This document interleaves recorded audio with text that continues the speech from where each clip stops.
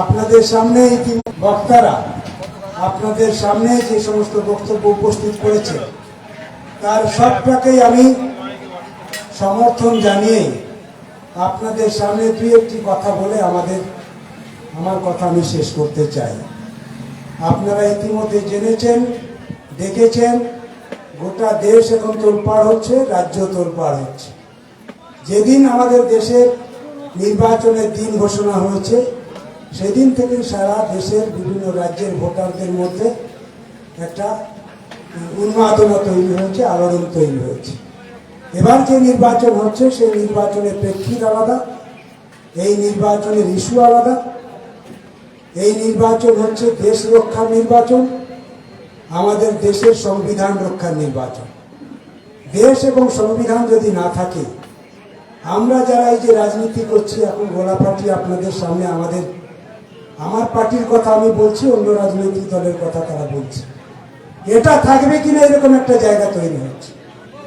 ফলে ভারতবর্ষের সংবিধান যখন ভুলণ্ঠিত হচ্ছে, তার আইনগুলো যখন পাল্টানোর চেষ্টা হচ্ছে, সেই আইনগুলোকে পাল্টিয়ে আমাদের দেশের একেবারে সেই সংবিধানের সঙ্গে যুক্ত যে সমস্ত একেবারে প্রত্যন্ত পিছিয়ে পড়া অংশের যে জনগণ, তাদের জন্য যে আইনগুলো আছে সেগুলোকেও পাল্টানোর চেষ্টা হয়েছে এই বিজেপির আমলে। এই বিজেপি ক্ষমতায় থাকার ফলে আমাদের গোটা দেশের সার্বভৌমত্ব নষ্ট হচ্ছে। আমাদের দেশে সবচেয়ে বেশি বেকারের জন্ম হয়েছে এই সময়। আমাদের দেশে সবচেয়ে বেশি কম ওজনের সন্তানের জন্ম বেড়েছে এই সময়। অর্থাৎ গ্রাম বাংলাতেই সবচেয়ে বেশি কম ওজনের সন্তান জন্মাচ্ছে। সবচেয়ে বেশি কাজ হারিয়েছে এই সময়, সবচেয়ে বেশি কাজ হারিয়েছে। অথচ তারা কথা দিয়েছিল কাজ পাবে, কর্মসংস্থান হবে, কিছুই হলো না। বরং যারা কাজ করতো তাদের কাজের জায়গা চলে গেল। অসংখ্য মানুষ কাজ হারিয়েছে। আমরা একেবারে আধুনিক যুগে বাস করছি। আপনাদের বোঝার জন্যই বলছি, এই আধুনিক যুগে বাস করে কেউ না খেয়ে থাকবে এটা কখনো হয় না। অথচ আমাদের দেশে 80 কোটির বেশি মানুষ হাত পেটা খেয়ে রাত্রেবেলা ঘুমোতে যায়। এত মানুষ না খেয়ে দিন কাটায়। এত মানুষের জন্যই তো আইন হওয়া দরকার, এই মানুষগুলোর জন্যই তো ভাবা দরকার।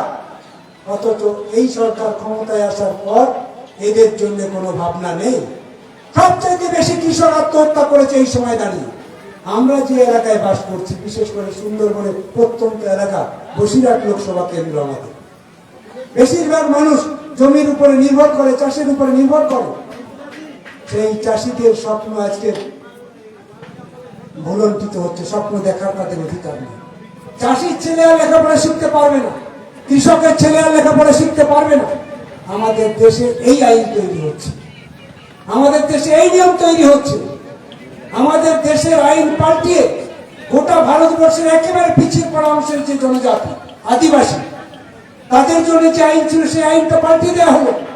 এই নরেন্দ্র মোদী সরকার একজন আদিবাসী মহিলাকে রাষ্ট্রপতি করে তাকে সই করিয়ে গোটা ভারতবর্ষের আদিবাসীদের জমি এবং পাহাড় যাতে বিনা বাধায় বিক্রি হয়ে যায়, কর্পোরেটরা যাতে কেড়ে নিতে পারে, তার ব্যবস্থা করে দিল নরেন্দ্র মোদী সরকার। এইগুলোর জন্য হচ্ছে এবার ভোট।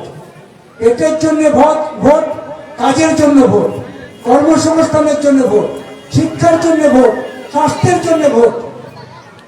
এই দাবিগুলোকে, এই ইস্যুগুলোকে আড়াল করার জন্য, মানুষ যাতে এই ইস্যুগুলোকে না ভাবতে পারে, তার জন্য নতুন নতুন স্থানীয় ইস্যু তৈরি করে তাদেরকে সামনে নিয়ে এসে প্রকৃতপক্ষে এবার দেশ রক্ষার যে লড়াই, সেই লড়াইকে আড়াল করার চেষ্টা করছে বিজেপি এবং তৃণমূল। আপনারা দেখুন, সন্দেশখালীর মানুষ আমরা, সন্দেশখালীতে আজকের আক্রমণ হয়েছে তা নয়। যেদিন থেকে লাল ঝান্ডা দুর্বল হয়েছে, গোটা রাজ্যে যখন লাল ঝান্ডা ক্ষমতা থেকে সরে গেছে, তৃণমূল যেদিন থেকে ক্ষমতায় এসেছে সেদিন থেকে লাল ঝান্ডার উপরে আক্রমণ বেড়েছে। লাল ঝান্ডার পার্টি অফিস বেদখল হয়েছে, পার্টি অফিস কেড়ে নেওয়া হয়েছে, কংগ্রেসদের উপরে আক্রমণ বেড়েছে। দ্বীপে দ্বীপে যে সমস্ত পার্টি অফিস ছিল সেগুলো বেদখল হয়ে গেছে। আর যতদিন গেছে তত বামপন্থার উপরে আক্রমণ তারা বাড়িয়েছে। আর বামপন্থা যত দুর্বল হয়েছে, সাধারণ মানুষের উপরে আক্রমণ তত বেশি ঘনীভূত হয়েছে। এটাই হচ্ছে বিজ্ঞান, এটাকে মানতে হবে। আপনি মানুন আর না মানুন, পরিবেশ পরিস্থিতি তাই বলছে। সন্দেশখালীতে কোনোদিন এই জিনিস ছিল? এই পরিবেশ ছিল। আজকে তো তবু অনেকক্ষণ ধরে আমরা এই সরবেরিয়াতে সভা করছি, লাল ঝান্ডার পতাকা বিভিন্ন জায়গায় বেঁধেছে। এই দোকানদারেরা অনেকেই আমাদেরকে ডেকে ডেকে কথা বলে, আমাকে ডেকে ডেকে কথা বলে। আগে তো এই পরিবেশ ছিল না। কেন ছিল না? কি অপরাধ আমাদের? তাহলে লাল ঝান্ডা দুর্বল হলে সব খেটে খাওয়া গরিব অংশের মানুষের উপরে যে আক্রমণ কি হারে বাড়ে এবং মানুষগুলোকে কিভাবে তারা ব্যবহার করতে চায় তার স্বার্থে, সেটা আর কেউ না জানলেও সন্দেশখালীর মানুষ জানে। সন্দেশখালীর মানুষ হাড়ে হাড়ে টের পেয়েছে।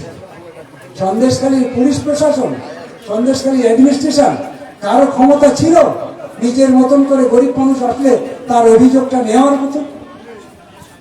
দোষ কি পুলিশের? তা তো না। পুলিশকেই তারা ব্যবহার করেছে। পুলিশের নিজস্বতা বলে কিছু নেই। পুলিশের চাকরি করে, খাঁকিটা একমাত্র তার শরীরে আছে। কত স্বপ্ন ছিল তাদের, যারা ডিফেন্সে পুলিশে যারা কাজ করতে আসে, তারা বাড়িতে পরিবারগুলোর সঙ্গে কত আলোচনা করে আসে যে আমরা এই খাঁকি পড়ছি মানে এই রাজ্যের মানুষকে সুরক্ষা দেওয়ার দায়িত্ব আমাদের। কিন্তু তৃণমূলের রাজত্বে এসে পুলিশও ভুলে গেছে। পুলিশও মনে করে না, এই খাঁকিটা করলে মানুষকে রক্ষা করা যায় না। ওই পুলিশ মন্ত্রী যা বলে তাই আমাদেরকে করতে হয়, অর্থাৎ আমাদেরকে পুলিশ মন্ত্রী ভৃত্যের মতন কাজ করায়। সন্দেশখালীতে তাই করিয়েছে। তাই তো সন্দেশখালীর মানুষ থানায় অভিযোগ দিতে যেত না। আজকের ক্যাম্প করে অভিযোগ দেওয়া হচ্ছে। কি অদ্ভুত রকমের পরিবেশ তৈরি হচ্ছে। ক্যাম্প করে অভিযোগ দায়ের জমা দাও, যার যা অভিযোগ আছে ক্যাম্প করো, সেই ক্যাম্পে চলে যাও।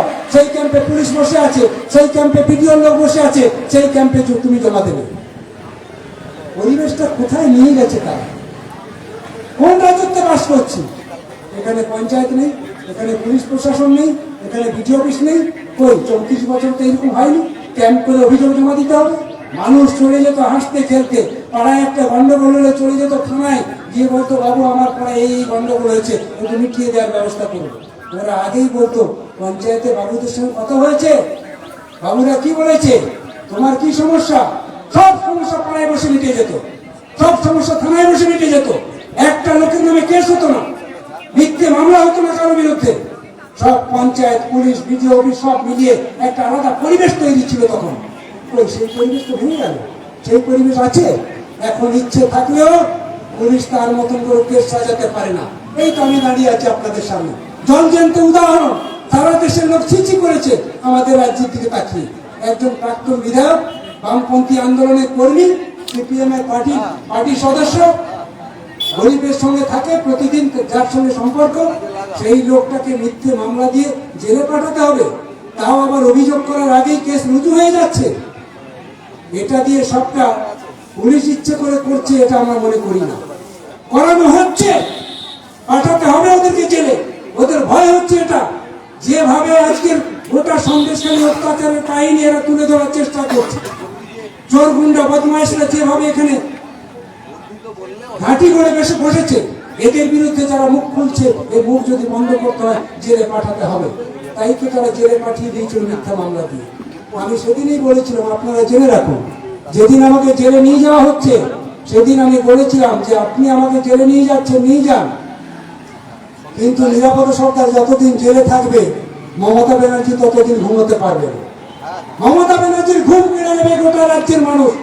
গোটা রাজ্যের মানুষ ঘুম কেড়ে নিয়েছে।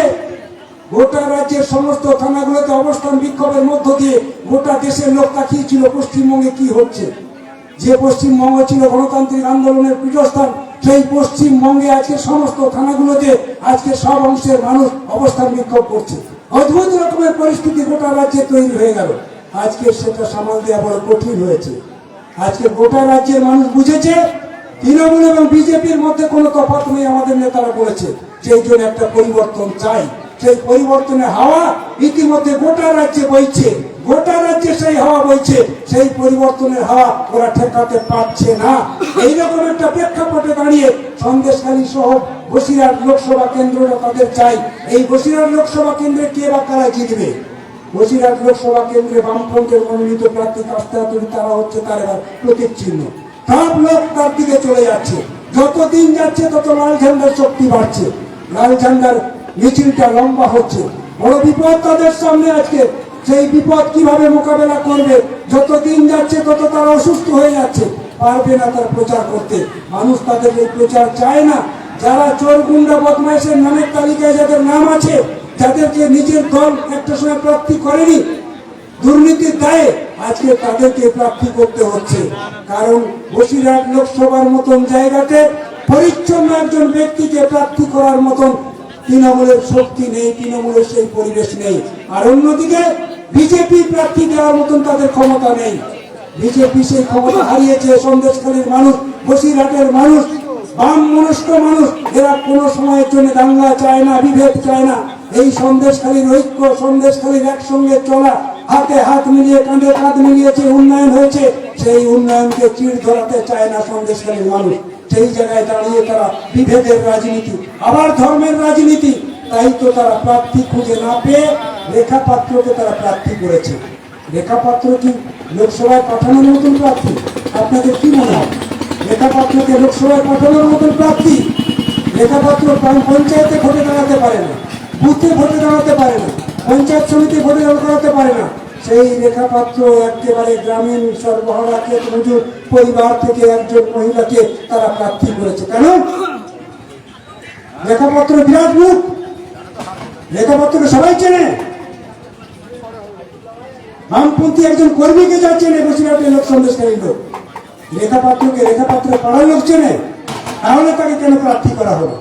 প্রার্থী করা হলো এই জন্যে, সন্দেশখালীতে আপনারা যে গণতান্ত্রিক আন্দোলন গড়ে তুলেছিলেন শেখ শাহজাহানদের অত্যাচারের বিরুদ্ধে, শিবু হাজরাদের অত্যাচারের বিরুদ্ধে, ওই উত্তম সর্দারের অত্যাচারের বিরুদ্ধে, সেই যে আন্দোলন, সেই আন্দোলনকে ভাঙতে হবে। সেই আন্দোলনকে ভাঙতে গেলে ওই সামনে যে মহিলাদেরকে উপস্থিত করা হয়েছিল তার মধ্যে একজনকে প্রার্থী করে দাও। কাকে প্রার্থী করে জিতবে? না তো জেতার জন্য তারা প্রার্থী করেনি, জেতানোর জন্য প্রার্থী করেছে। কাকে জেতাবে? ওদের যে 18টা সিট গোটা রাজ্যে গতবারে জিতেছিল, সেই 18টা সিটে জেতার মতন জায়গায় নেই ওরা। সেই 18টা সিট যাতে কোনো কারণে একটা না কমে যায়, তার জন্য একটা ইস্যু দরকার।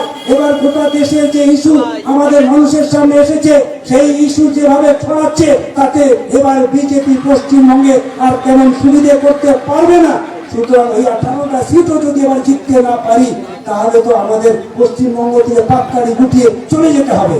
তাই রেখাপাত্রকে প্রজেক্ট করো, রেখাপাত্রকে উদাহরণ হিসেবে নিয়ে যাও, অন্য জায়গায় প্রচার করার জন্য নিয়ে যাও, ওখানে দাঁড় করিয়ে রাখো, আর বলো যে সন্দেশখালীতে নারী নির্যাতন হয়েছিল, নারীদের ধর্ষণ হয়েছিল, এই রেখাপাত্রই লড়াই করেছে, তাই রেখাপাত্রকে আমরা প্রার্থী করেছি। এর থেকে বড় দরদি আর কেউ হতে পারে না। রেখাপাত্র লড়াই করেছিল, রেখাপাত্র লড়াই করেছিল সন্দেশখালীতে, আর কোনো মা বোনেরা ছিল না। রেখাপাত্রের এত বুদ্ধি, সমস্ত মানুষকে ঐক্যবদ্ধ করে সে মিছিল করলো, ওখানে আন্দোলন করলো। এটা হয় কখনো? বিশ্বাস করেন আপনারা? কারণ আপনারা তো দেখেছেন সন্দেশখালীতে কে বা কারা ছিল। সামনে এবং পিছনে তাদের পরামর্শে সেই আন্দোলনটাকে টিকিয়ে রাখার চেষ্টা করা হয়েছিল, টিকিয়ে রাখার চেষ্টা করা হয়েছিল। এই জন্যই ওটা ছিল গণতান্ত্রিক আন্দোলন।